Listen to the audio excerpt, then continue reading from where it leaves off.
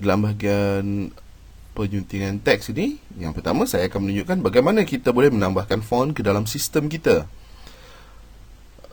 Sekiranya anda lihat dalam folder resources yang saya bekalkan, terdapat satu folder fonts. Di dalam ini terdapat banyak fonts yang boleh anda tambahkan ke dalam komputer anda. Ini boleh menambahkan lagi kreativiti anda. Untuk menginstall, anda hanya perlu highlight semua font-font tersebut. Pastikan anda cuma pilih fonts, bukan folder-folder ini. Right click dan tekan install. Sekiranya ia mendapati font tersebut telah diinstal dalam sistem, klik yes, dan sekiranya terlalu banyak, klik pada do this for all current items dan tekan yes.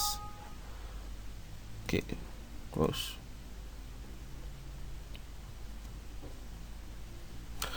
setelah siap diinstal, anda boleh melihat dalam Photoshop. Sekiranya anda ingin menambah font-font baru, anda bolehlah melayari laman web dafont.com dafont.com untuk mendapatkan font-font yang terkini, dan secara percuma anda hanya perlu browse mengikut type. Contohnya, sekiranya anda perlukan brush script, anda boleh melihat begitu banyak brush script font yang boleh anda gunakan secara percuma. Anda tak perlu membayarnya. Klik saja, contohnya brush tip C, klik download, open, allow,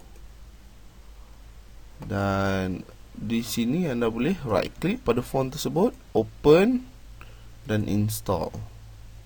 Ini akan install secara automatik dan anda boleh melihat font ini di dalam sistem anda nanti. Tetapi sekiranya anda telah membuka Photoshop, anda perlu tutup dahulu dan buka sekali lagi, barulah font itu akan kelihatan di dalam list font anda.